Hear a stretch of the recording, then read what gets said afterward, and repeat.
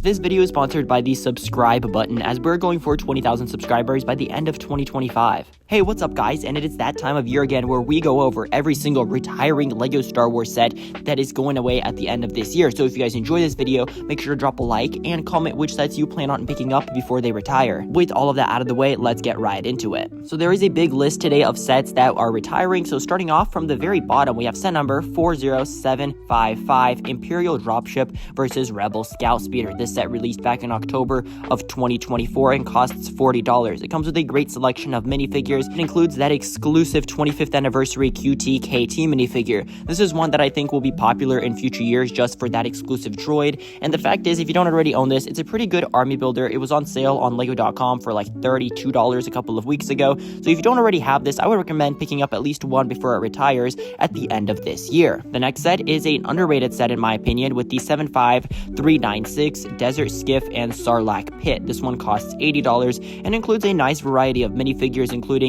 that Lando Calrissian that I think is going to be pretty popular once this set retires, because this set really kind of fell under the radar. It was really considered overpriced and people really hated on it when it released last summer, but I feel like nowadays it's a pretty good deal compared to some of the sets that released this summer. So if you don't already have this one, I would look for a sale. 20 to 30% off would be ideal, and especially with that exclusive 25th anniversary 9-num minifigure, this could totally be a silent sleeper for the next couple of years. The 75393 TIE Fighter and X-Wing mashup is also retiring. This one costs $110 and includes two pretty good builds with the updated TIE Fighter and X-Wing models. Now this one is based off Rebuild the Galaxy, so it's not canon to the Star Wars universe, but it includes a decent variety of minifigures. Nothing crazy, but it's not as bad as some sets that we've seen. I think that this set won't really be too popular after retirement. I can't see it being all that popular. LEGO is rumored to be releasing a Vader's TIE Advanced and a new X-Wing next year, so we already have rumors for that, so it seems like this one's going off the shelves pretty fast. I don't think it's sold all that well, but I don't think it's a terrible set. If you find it on sale for at least 30% off, I would say at least get one. The next set is the 75392 Creative Droid Play Builder. This one, $100. It's one of the most useless sets in my opinion. It includes that 25th anniversary Princess Leia minifigure, but aside from that, it has nothing going for it. No other exclusive minifigures. It's a bunch of tiny little droid builds, and this set will probably be forgotten by most of the LEGO Star Wars community just a few weeks after it's retired. I can't see LEGO ever revisiting this, anything like this, at least not for a long time. So I passed on this set, and I think that a lot of people did as well, which leads me to the next set, which is the 75390 Luke Skywalker X-Wing Mech. This one costs like $16. It includes a Luke Skywalker pilot minifigure. This one's just a bit of a waste of a mech. I think there could have been better options, but if you didn't already have a Luke Skywalker minifigure, pilot minifigure, I mean, this would have been a decent choice, but the fact is that this is not a great set and one that will probably not be missed once it retires. After that is a set that I am very disappointed to see leaving. This is the 75387 Boarding the Tantive IV. This set, one of the best sets of 2024, to be honest. That clone minifigure, Vibes, he is not a perfect minifigure, but he's not all that bad. You get a nice selection of Rebels and Stormtroopers along with Darth Vader, and this set will just be missed in the community, I believe. It won't be something that I don't think will be remade for a while, so enjoy it while we have it. Maybe pick one or two up just to keep sealed so you can open it up in a few years once you remember how good we had it back in the day. The 75386 Paz Vizsla and Moff Gideon battle is another set retiring at the end of this year. This one will probably not be missed as well. It was nice to see a great Moff Gideon minifigure along with those Praetorian guards and the Paz Vizsla, but other than that, this set is just a wall with a turret. It's really nothing crazy, and the fact is, a lot of people won't miss this one. It'll just probably be forgotten with the wave of Mandalorian Season 3 sets that were made 1 year too late. Another set retiring is the 75385 Ahsoka's Tano's Duel on Peridea. This one was super hyped up back last summer with that Thrawn minifigure, along with Ezra Bridger and also Ahsoka Tano and a few other figures, but this set will probably also be kind of valuable, or at least sought after, because of that Thrawn figure. And then Ezra Bridger as well, he's exclusive to that set, so this set definitely has a lot of hard hitters with the minifigures. The build is very lackluster, however, so I definitely wouldn't recommend getting it if you're looking to get it for the build, but if you're looking to get it for those figures, they're really sweet and might be worth getting up one of these sets if you can find them for at least 20% off. The 75384, the Crimson Firehawk, is also retiring. This is one of the best sets ever released in my opinion. Definitely the best set of 2024, possibly a top 5 LEGO Star Wars set of all time. I mean, the details, the minifigures, it's perfect, and it will probably never be remade again in LEGO just because of how amazing it is and how popular it was with the fans.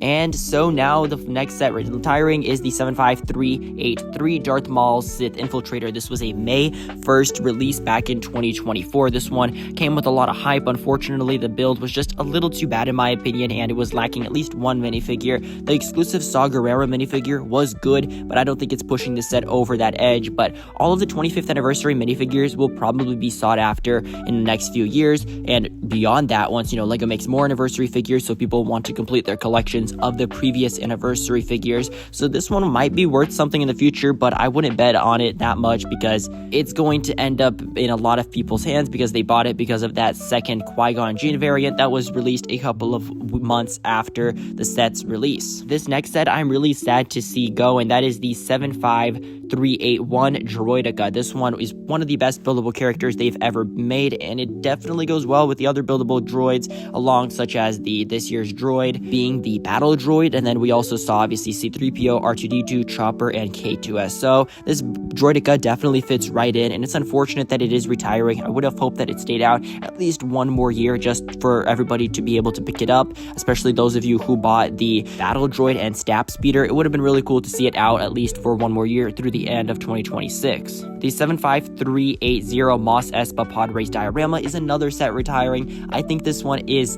definitely time for it to go. It's just a very meh set. These dioramas were always lacking minifigures, these microscale ones, and it was just two polybag builds slapped on a couple of sand pieces. It was really far too overpriced at $80, and I feel like whenever it goes on sale, I don't even want to buy it because it's just not worth it. Unfortunately, it was a bit of a wasted spot there. It could have been a minifig size diorama or a minifig playset. Unfortunately, LEGO went with that 18+ route on this set, and I think it really ended up backfiring. We have the 75378 BARC Speeder Escape. This one was a bit of a wasted slot last year. I think it cost $30 and includes a couple of good minifigures, but that Keller and Beck is really the only reason people were buying it. So I feel like this one will just be forgotten as well. $30. It's not a super expensive set, so I wouldn't say that it's a bad idea to buy at least one of these on sale, but I can't see many people buying more than one. Up next is the 75377 Midi Scale Invisible Hand. It's a bit of a bummer because this one should be staying out one more year in my opinion. I would have liked to see it stay out one more year to go alongside with the rumored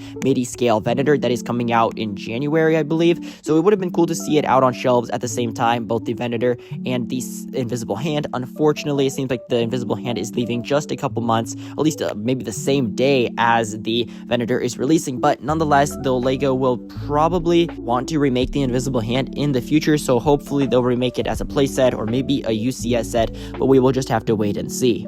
The 75376 Midi Scale Tantive IV is also leaving. This one was not super popular back when it released in March of 2024, so it's no doubt that it's retiring this time. All these Midi Scale sets, they're always lacking minifigs, and this one would definitely suffered from the same fate. The 75374 Onyx Cinder is also retiring, an August 2024 release. This set definitely fell under the radar for a lot of people, and after the Skeleton Crew show was a decent success in my opinion, I think a lot of people liked it. This set still fell under the radar because that show wasn't really relevant, and I cannot see LEGO remaking this set unless it actually ever ends up coming back in another form of Star Wars media. But as of the current making of this video, it's not rumored to be returning in anything, so it might be a while if ever we ever see this Onyx Cinder ever being remade. The 75373 Ambush on Mandalore Battle Pack is also releasing. This was a good battle pack with some fantastic minifigures, and it's constantly on sale for around $16, so if you don't already have this, I would recommend it because it comes with some good minifigures. Even though it's not a clone battle pack, I think a lot of people definitely passed up on this because it's like it came out about a year too late from the end of Mandalorian Season 3, so I definitely wish LEGO had released this a year sooner, and it probably could have been quite popular. The 75362 Ahsoka Tano's T6 Jedi Shuttle is also releasing. This one should have retired at the end of 2024, so it is strange that it stayed out an extra year. I've seen it on sale for as low as $40 online, so I'm surprised it stayed out this long. I don't think it's super popular, but it does come with some good minifigures, so if you don't already have this, I think it might be worth picking up one because it's a decent build, even though it's not entirely accurate as far as I can tell. The same thing with the Ghost and Phantom 2. I am surprised that one stayed out an entire extra year, but it is a much better set than the T6 Jedi Shuttle, and I am sad to see it go. It's a fantastic set. I have it on my shelf all the time. The minifigures are good as well, and the build, while a little expensive, is nothing compared to the prices of this year's summer sets, but back in 2023, it did feel a little too expensive, but it's a great build. If you don't already have it, I would recommend looking for it on sale and picking it up. We have the 75354 Coruscant Guard gunship retiring.